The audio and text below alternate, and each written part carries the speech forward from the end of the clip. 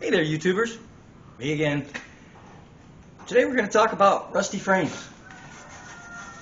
Now, I'm not talking about rotted. I'm not talking about cracked and rotted. Like if you look back on one of my other videos, this guy brought me a Chevy truck that was literally so rotted that it was cracking in half.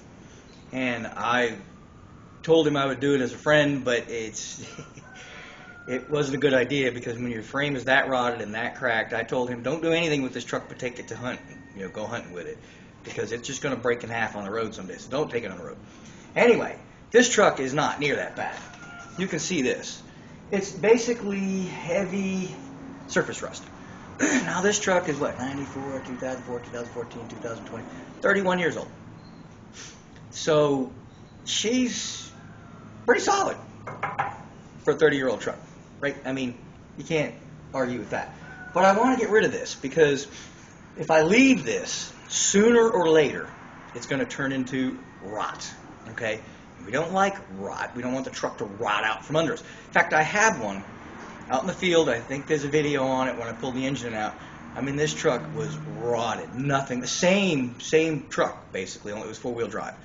But it is rotted to nothing. So these trucks will rot, okay?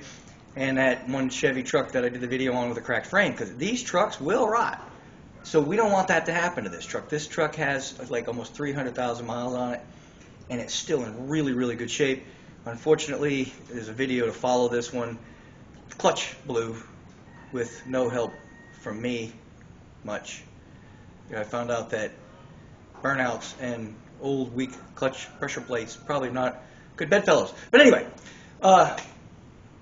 yeah, I'm going to fix this, okay?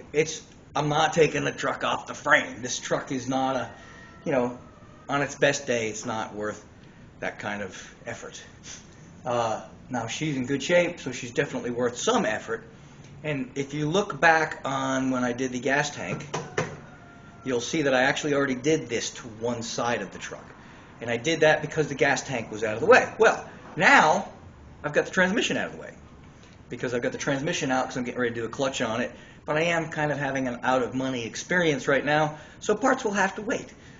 In the meantime, instead of just sitting around, twiddling my thumbs, I figure let's get some things done I've been wanting to get done, and make a video. Why not? Now I do have some stuff left on the Gremlin, but nobody cares about that because this is not a Gremlin video. So this is all about getting this frame treated, okay? We're just going to wire brush it. We're just going to get the heavy, scaly stuff off. You know what I mean? And most of it comes off with my fingernail. So we're just going to get a wire brush. We're going to hit that real quick. And we're going to get all the scaly rust off there, or the rough stuff. And you don't even have to, for this process, you don't even have to do that. And there's some areas I can't get to. We're still going to convert them, and I'll explain all of that later. We're still going to convert it, and we're still going to coat it, and we're going to seal it. But when we get it to the areas that I can get to wire brush, because it comes out, it's just that much better. You know what I mean? If you can do good, but you can do great, why wouldn't you do great, right? So good is just spraying it down and getting everything converted. Great is going ahead and getting rid of the scaly stuff, or the heavier stuff, and then treat it, and then coat it, and then of course we can paint it. So anyway, enough talking. Let's get started. We're just going to hit this with a wire brush. I'm probably going to fast forward all that because it's just, hitting it with a wire brush. And we'll get that fast forwarded and maybe just show a few minutes of that rather than bore you to death. And then we'll get on, and I'll explain every step by step. This is not an expensive process. Okay, there are chemical companies out there, companies out there, very reputable companies, that promise the same results. And I've never bought them, so I don't really know how much they cost, but from what I understand, they're pretty expensive for like a quart of the stuff, and a quart might be enough to do one car. What I'm showing you, I bought a gallon of the converter, and I'll explain all that, and I bought a gallon of the paint, or the sealer, and I'm probably into it for 60 bucks. And then, now if you want to undercoat it, which is what I'm going to do, throw some undercoating on there, or bed line, or whatever you want to do. Now that can vary. Those are not cheap. I think they're like $6 or $8, $10 a can. So that might run you a few dollars if you want to do that. But you don't have to. I traded this car last year. and I've still got the sealer, and it has not even thought of rusting. So you can stop at the sealer if you want to. I just put on the undercoat for that extra bit of, why be, good when you can be great. Anyway, let's get started. Wire brush treat. We'll go over all that.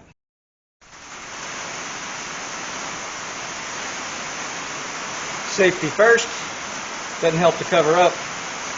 We'll get started.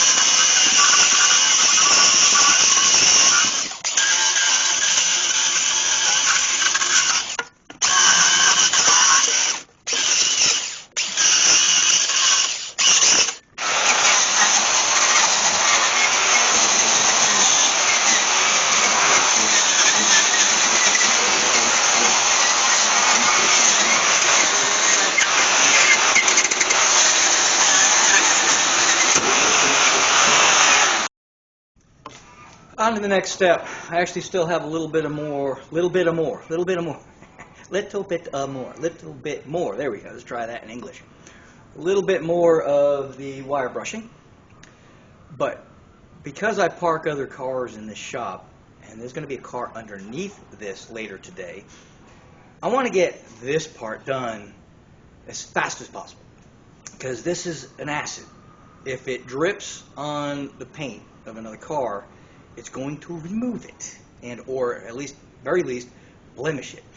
So I want to get this part done. I do plan on taking the wife out for her birthday today. Happy birthday, wife. So I want to get this part done as fast as possible. And this is the best lighting I have in this shop right here. I need to add some more lighting. I got a bunch out, but whatever, that's another story. So I'm going to show you this. I'm going to get started on this side.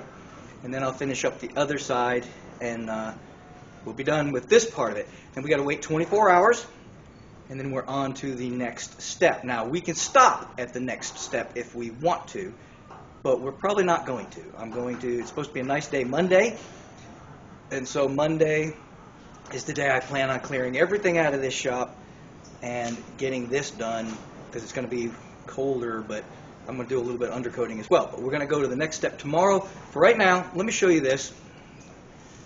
It's called OSPHO. O-S, actually it starts with a P-H. It's P-H-O-S-P-H-O-H-O. Okay, OSPHO, and then it's got a dash R-I-C. Okay. What it's telling you is the name of the product is OSPHO, but it is phosphoric. What's that? A plus. This one says phosphoric plus. So maybe there's something else in it that I don't know about. This, by far, I've tried a bunch of different products. I've tried Naval Jelly. I've tried off-brands. I've tried all sorts of stuff.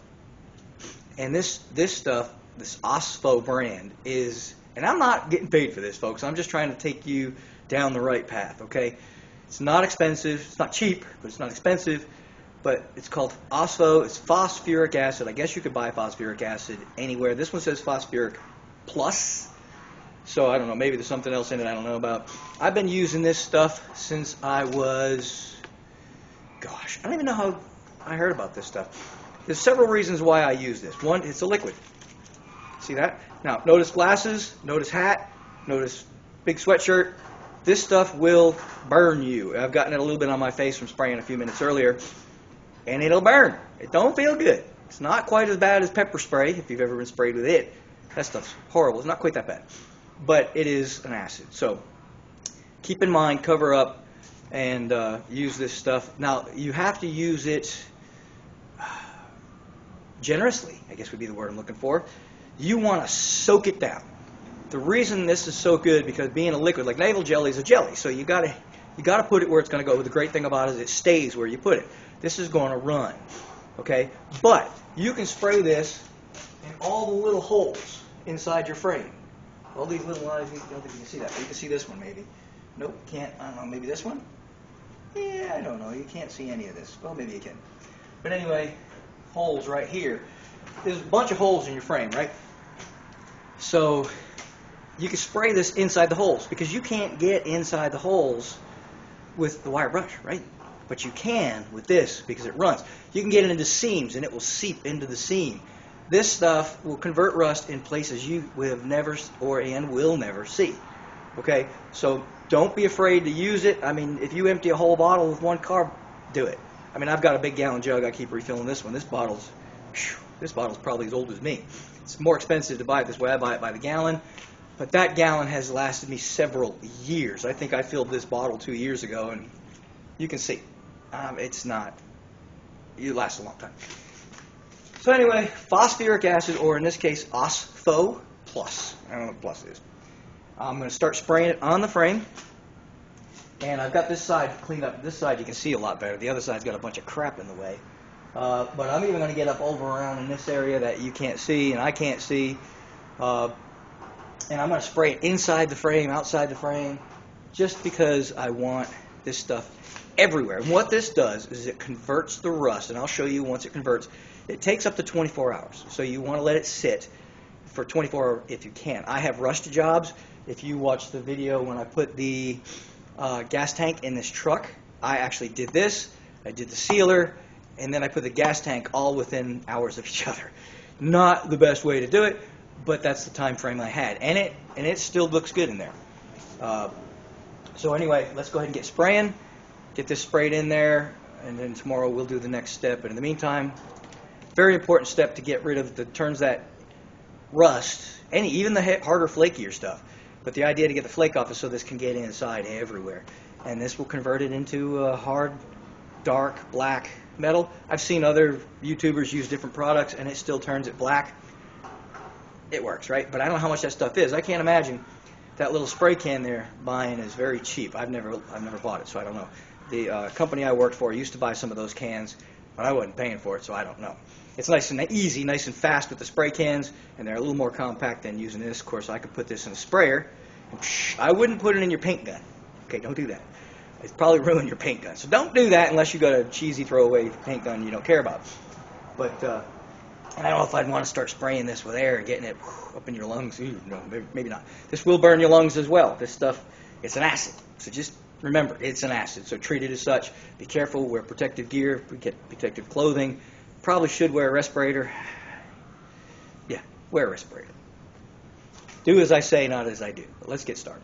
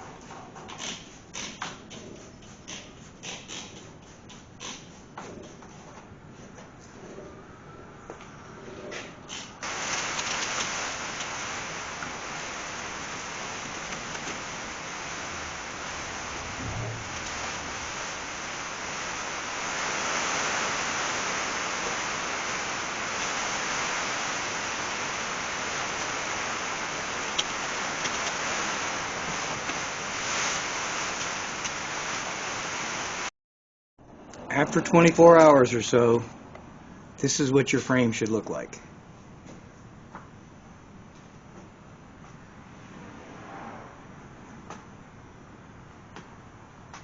You can see how it has changed colors. It's got a white residue on it.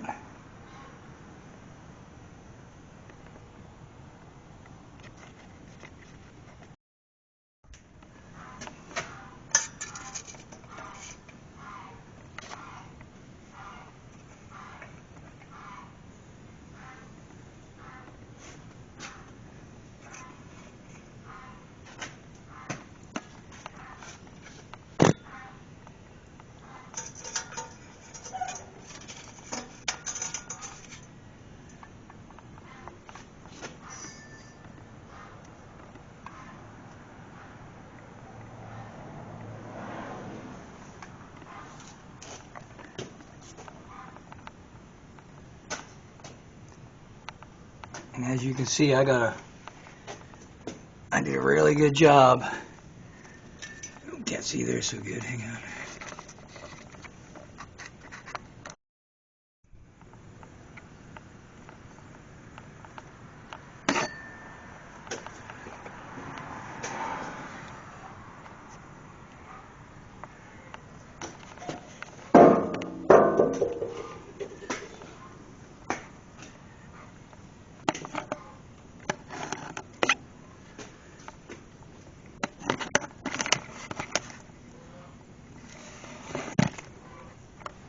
And I even did the rear end cover because it was pretty rusty too.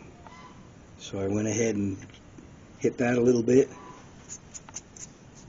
and we'll go ahead and clean that up too. Today I've got a bit of a twofold problem. One, it requires water to get this white. This white stuff is just like a powdery substance. Huh? Although it's pretty strong. You're supposed to just take it off with water, hot water. And so it's about 39, 40 degrees out, and I'm going to cut it in half. So I'm going to try to scrub this stuff with a scrunchie, sort of a regular sponge with a scrunchie and some hot water that I took from the house. And I'm just going to try to get all this white stuff off. Not a big deal, right? We'll show a few minutes of it. You'll get the gist of it. And then I'll go ahead and either fast forward it, or we'll just skip over it because it's the same thing over and over and over and over. So I'm pretty sure you get bored with that after a while. But I'll get you started. It does not have to come off, okay? So let's go ahead and kind of show you what, you take the water, just kind of course it's all running down my sleeve, which was the second problem I failed to mention. It's, water. It's gonna run down the sleeve. So you just gotta kind of wipe it off, kind of like, wipe on, wipe off kind of stuff. It's not a big deal. You can let the water dry, of course, in this weather. But you'll see that it's changed color a little bit. You don't want any soap on anything. Soap's not going to hurt it, but you want the new paint to stick. So we're just going to keep on keeping on. And I'll take a rag just so you can get the idea. And if you get a little bit, if you miss a spot, it's not going to be that big a deal. It's just this stuff gets powdery, and obviously you're not going to paint over powdery, you know what I mean? So the idea is to take off any of the powdery stuff. If it's so stuck on it's not coming off with a scrunchie, well, then you ain't got to worry about it, right? It'll just go under the paint. Nobody will ever see it. Shh, don't tell anybody. So here, I'll just give you a little bit of look-see, as you can see, okay? Different color. Let me grab a rag. Just happens to be one right here. And we just wipe it off. And you can see that the white stuff has somewhat dissipated, and now it's kind of more of a black, brown, you know, other color. It's another color, okay? So the idea is to just get that loose stuff off, and you'll see it looks different. It's not rocket science. It's not even science. Well, I guess it's science, because you're converting, literally, without a doubt, you are converting rust into a paintable, viable metal again. And you can't see that because this light is just like glaring, isn't it? Wow. That's a real glare on it. But anyhow, you get the idea. I'm going to go ahead and scrub the rest of this frame, get it all looking like this. And then we're going to go to the next step, which you can use. I do believe they sell this in a spray can. I don't know if I've got one I can show you. Well, when we get that far, I'll show you what I've got. Unfortunately, the can that I have is a gallon can, and it lasts a long time. Long time.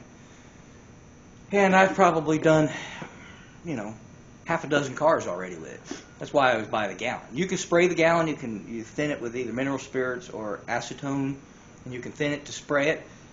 I am not going to spray it. I've got cars everywhere in here. It's too cold. The spray is, when it's this cold, spray is going to run and not stick and not. I'm just not going to spray it. And plus, the wife is sick, and her car's in the way, and she don't like me getting in it with my greasy boots, So we're just going to go ahead and do this with a brush. But we'll wait till I'm getting ahead of the game. Getting ahead. Let's go ahead and finish this, and we'll go to the next step. Just so you'll understand, you see holes like this. If I was spraying, I can get in those. Holes. When I'm doing it with the brush, like I am, I cannot get inside these holes. So that is the downfall to doing it with a brush. If you have the space, you have the weather, you have the heated garage if you're lucky enough, then yes, you can.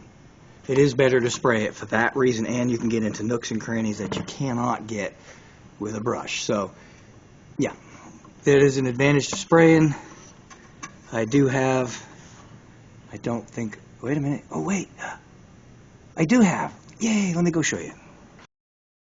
Okay, now I'm tripping over stuff. Rusty metal primer. Alright, same label on the gallon can, but obviously it's in the gallon can.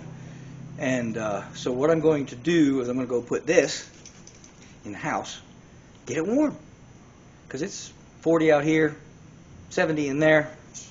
So I'm going to go ahead and put this in the house, get it nice and warmed up. Hopefully it'll spray, because the spray can's not the best. I don't really usually buy these except for minor touch-ups, because the nozzle tends to get clogged up, and this one probably is, which sucks. And you end up wasting a lot of product because the stuff's real gummy, Can't sand it. I mean, you can, but you'll be clogging sandpaper like every 5 seconds. You can probably use a 3M pad for finer sanding, like pre-paint kind of stuff. But honestly, this is more of a sealer. You put this on, then you put your top coats on top of that. You can top coat right over this if you want. In this case, we're going to, because we're doing a frame. But we're going to, usually it's best to go ahead and put like your primer sealer over that, and then you put your sandables over that, if you're doing a paint job. This is not a paint job. This is stopping rust. In fact, if you're not dealing with rust, then you don't need rusty metal primer. But it's made by Rust-Oleum. This is not a commercial. I've been doing this for a long time. We'd just probably say 30, 40 years. 40, I guess, 40 something. And some old timer turned me on to this process of using the Ostho and then the rusty metal primer. And it's the exact same stuff since I've been using it for 30, 40 years. It's crazy, right? They still make it because it's that good. So, I mean, you can go buy POR 15. I've heard it's great. I've never used it. I can't afford it. But this is what it looks like, the can. I don't know, they might have changed it, I don't know. But I'm going to use a gallon can, and I'm going to use a brush for most of it. I am going to go ahead and warm this up so I can spray it in them holes I just explained to you.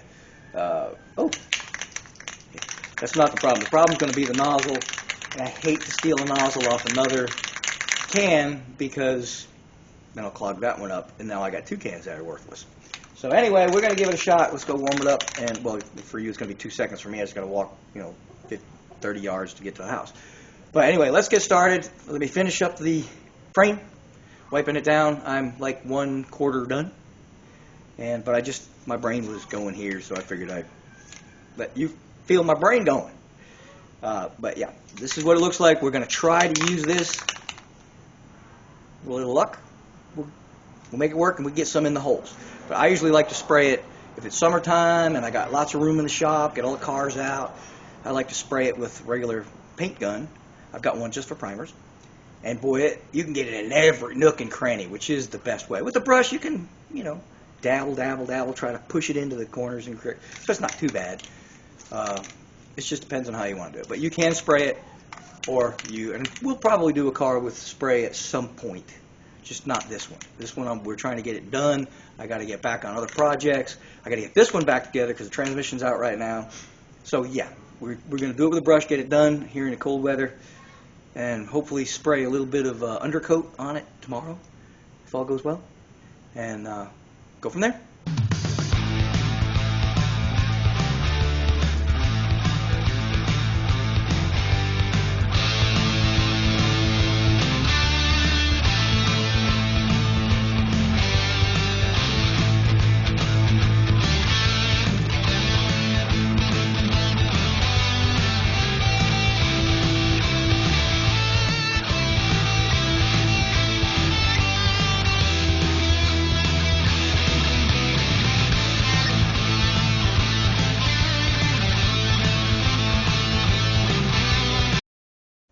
Well, it's spraying a little, so I'm going to hit these areas if I can.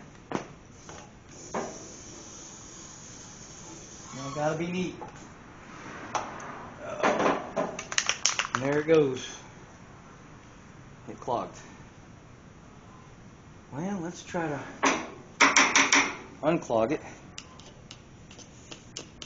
Not helping that it's cold out either. Let's see if we can get. Oh, man, that was good while it lasted. Dadgummit.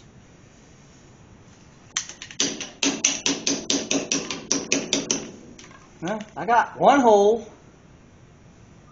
Come on, baby, let's do another one. Nope. I'll try soaking it in a solvent, see if I can get it to come back. Cheapo $1.29 brush. Very old can of rusty metal primer. Now, this is, kind of hard to get in here to, dip my can. But on the flip side, I can get more faster if I do keep the can close to the frame. So I'm going to try to just dip it here and then just start spreading things, start putting it in here. Unfortunately, the nozzle never did clean up. I've got it soaking, so that maybe, keyword being maybe, it will work later. But as of right now, there isn't going to be any going in the holes. And maybe in the spring it'll start working, or maybe never. So this isn't working out very well. So I guess I'm going to have to put this on the floor, or on a stool or something. Oh, there we go. And look at my labels falling off because it's like 9,000 years old. It'd be a lot faster if I sprayed, but then I gotta worry about getting it on the paint, on the truck, and everything else. So, not. This will work okay. I mean, not ideal, but many of you out there may not have spray equipment, and this is more than adequate. And you don't need more than one coat as long as you get good coverage. So, same kind. This is the wrong kind of lift for this job too. You'd really be better off using, using a two-post on this job. I'm probably going to end up hitting myself in the nose with a paintbrush because I'm good like that. I do tend to paint myself when I use a brush, but it is what it is. But this is going to make my old truck, not rust away. And it'll do the same for you if you decide to do this. If you don't have a lift, you can do it on, you can do it on jack stands. You can, the more stuff you take off your truck or car, the better you can access the frame. And obviously, if you were doing a frame off, you could just hose this thing down with paint and products and be good to go. But this truck is not worth a ton of money, and so I'm just trying to preserve its life a little longer. Now, in reality, the claim on this product is that you can just wire brush the paint or the wire brush the rust and put this stuff on it without spraying the phosphoric acid. And I suppose you could do that. But again, this is a tried and true method that I have used for me. Have you ever been talking on your cell phone and then all of a sudden you realize you've been talking to nobody because the cell phone battery died, or you dropped the call, or whatever the reason? You find out you've been talking for 10 minutes to people that ain't even there. Well, I just did that. Evidently the battery on the camera died, and I'm just chit-chatting away with y'all, and you're not even there. So I don't know how much of that you all got, but what I was saying is this system, I'm saying that this rusty metal primer claims that you can go right over the rust with it and not have to use phosphoric acid, and it would still be fine. And that might be so. I don't know. I've never tried it. I've always done the phosphoric acid to convert the rust, because why seal rust when you can get rid of it? Get rid of it altogether and then seal it, and then you ain't got to worry about rust, because there isn't any. You've done changed it into, that's proper English by the way, done changed it into a viable metal again.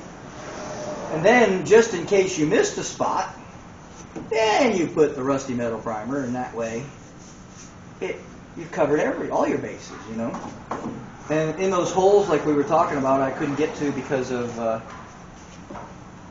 my spray is non-spraying. And maybe in the springtime we'll take this back out and put some spray in the holes. But we did get the phosphoric acid in there, so we've converted the rust. So we've stopped the rust from being rusty. And then it's just a matter of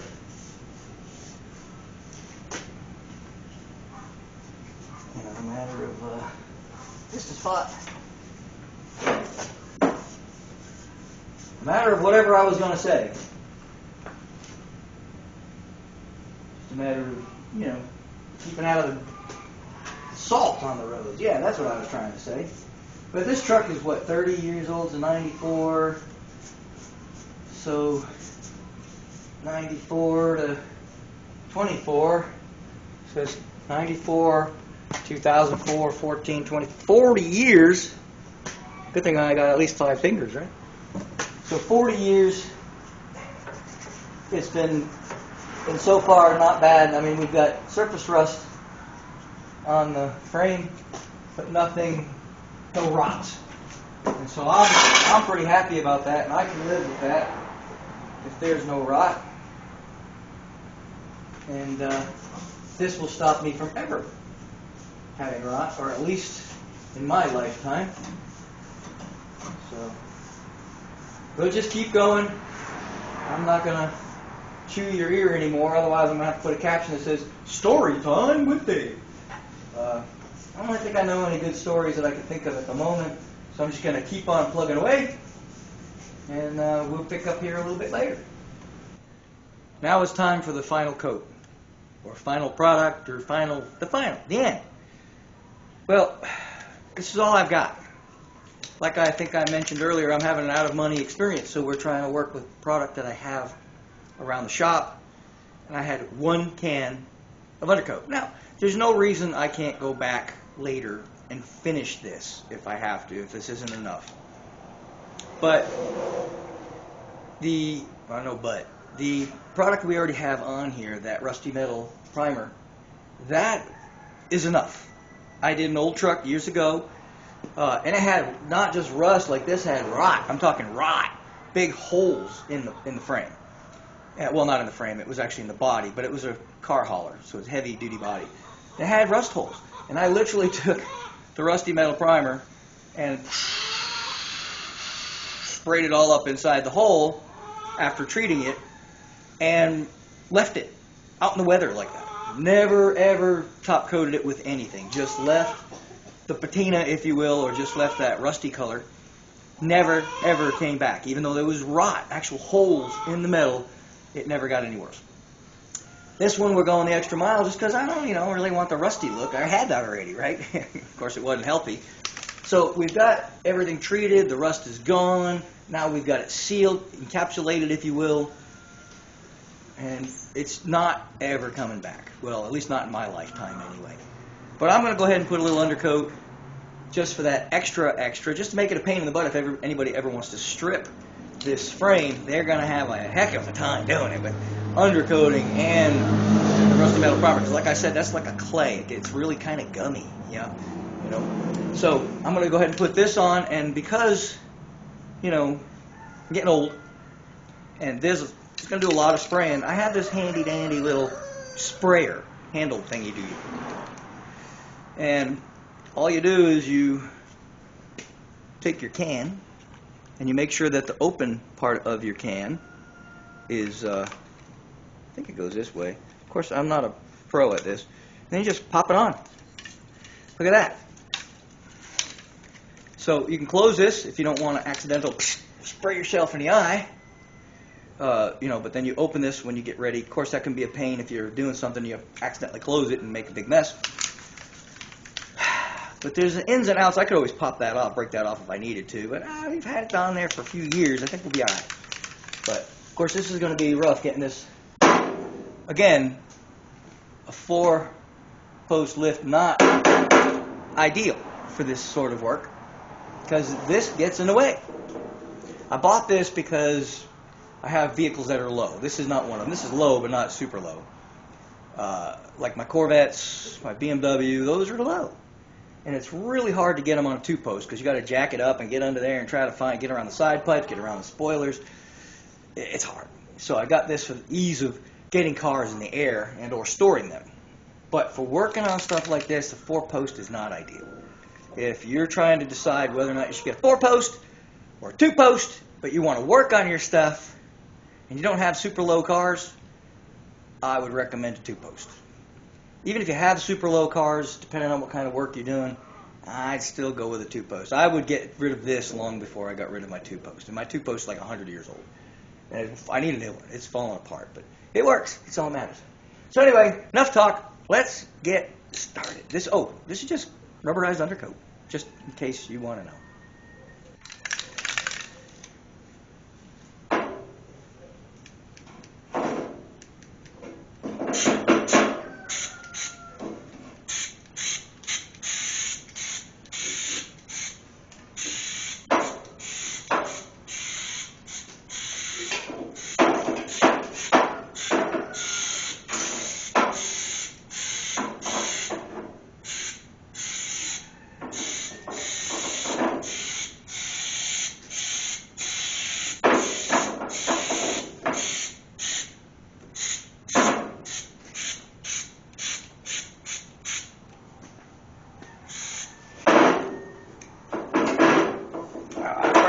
injured my finger. This one don't work.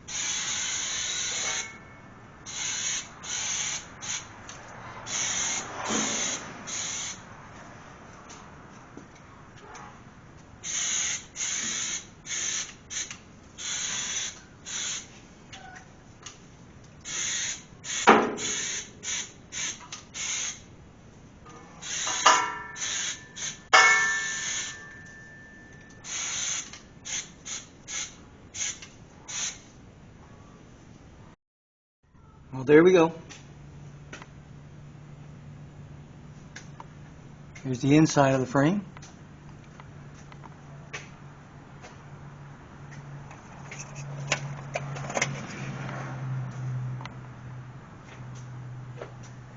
And you'll see in a second that I ran out. I just dropped my light too, that's awesome. But here we go. I ran out of product. So as you can see, I am now officially out. So what I'm going to do is probably tomorrow I'll finish this up off camera. You get the idea. Because obviously there's some missing spots, and to make it worse, if we come over here, I missed a lot. So the whole frame on this side is not done. So, and there's a few spots in the back, but I did the cross member, okay, and the rear differential. I did those in regular paint. Why? Well, let me get you a better look here. These lights are not cooperating. Here we go. She's pretty shiny. But I did the rear end and that cross member. Oh, and the other cross member. Let me show you that one. And this is the transmission cross member, which is not installed yet. Alright. Did those in regular paint. I did the rust treatment and the primer, but I did the rest in just regular paint. The reason I did that is because bolts. When you put nuts and bolts on rubberized undercoating, it just kind of peels it off, or it smears it in, or it's ugly. So just regular paint will suffice for those. Here's the outside of the frame rail I did finish. You can see all the way up. I missed a spot way up in there, but like I said, the undercoating is just extra. I didn't really need it. I can leave that primer forever. The idea of putting the undercoating is rocks and chips and stuff will bounce off of it because it's rubberized. There we go. You can even see up in the wheel well. This side we got real good. I started running out of product, so as you can see the frame rail on the inside back over there, I still have some work to do. But I'll have, in the next few days to a week, I'll pick up another can of it and see if I can't just finish this up with one more. I think I sure can. Well, I still got the whole back to do, unfortunately, which I cannot get good footage of because it's like up and in there, you know. It's like can't really get up in there. See that little bit of rusty color? That's frame, but that's about all you can see. Again, because this lift is in the way. But you get the idea. So we'll finish the rest of this up when you're not looking. But hopefully the rest of it will look this good. You'll notice it's a little bit runny in this area. That's because I made sure I got sprayed inside the frame real good. So I got a little bit of overspray on the outside of the holes as well.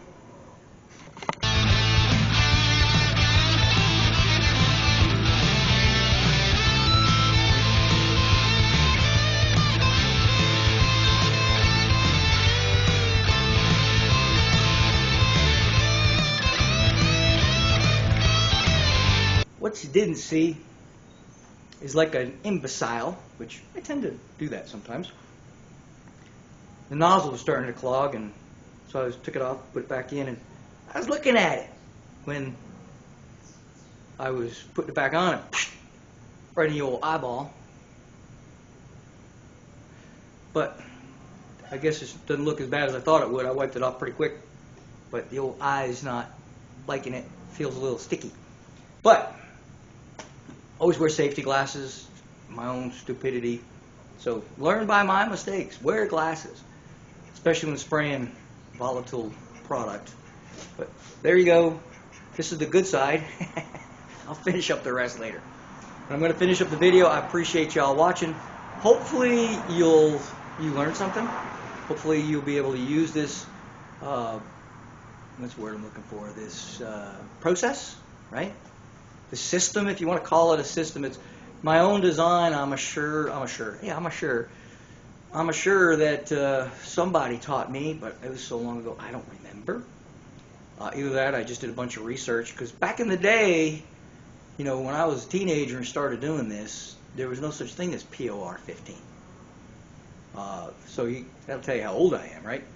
And navel jelly was a pretty common thing. And that's what my father used, was navel jelly. And it's like a gel, and I guess they used to put it on ships. Maybe that's why they call it navel. And I guess they put it on ships, and that got rid of them just before they'd repaint them or whatever. I don't know, but it's like a gel. That's why they call it jelly. And I didn't find it was very good, because the gel doesn't really seep. You know what I mean? It doesn't seep into the cracks and crannies and the places, especially if you're repairing a rot spot. You want to get inside all where you can't get to without cutting a massive hole and a re-welding and all that. But if you just got a small rot spot and you want to cut that spot out and you want to get up inside around it to stop the rust from getting any worse from the inside out, because that's usually where things rust anyways, inside out, right? This stuff, this process will work very, very well because it's all liquid, right? You can pour it in. You can pour any of this in, right? I mean, you can pour, well, except for the undercoat. And I think, but undercoat, they come with long things if you buy the good stuff, right? You get in anywhere. Same with this rusty metal primer. It is a liquid. If you have to, you can fill the whole inside with a frame with it, and it'll be a mess, but you could do it. And then, you know, shake the car around. Just kidding. Well, you probably could, but I don't know how you would do it. But anyway, it's because it's liquid, it gets everywhere. You can spray it in everywhere. If you use, I guess you could use the spray gun tips that you use for undercoating, and pretty much get everywhere with this. And you can maybe pretty much, you know, 89–90% make your car rust proof. Okay, even if your frame's in great shape, doesn't have any surface rust, doesn't have any rust whatsoever, it wouldn't hurt to do this before you put your car together. Because why give your car a chance? It may not. If you restore it, chances are it's not going to rust in your lifetime if you do things right. But why let it rust in the next guy's lifetime? And I don't know how long this will last. It's always outlasted my life so far. Some of my cars, I don't know if I have, just a Corvette, and I did the frame on that one. I don't remember. But none of the cars that I've ever restored have I ever heard started to rust again. I've seen some of them at shows, and I've never seen the rust come back. Now, I don't know if they're touching it up. Of course, I don't know the whole story. But so far in my lifetime, I've never seen this process fail. And I don't know how much it costs compared to other processes, compared to like POR 15. And from what I understand, POR 15 is a good product. I don't know. I've never used it. And I'd like to do a comparison maybe someday on this and that. But I don't know if I'll ever live long enough. I'd have to do like one side of the frame in one and one side of the frame in the other.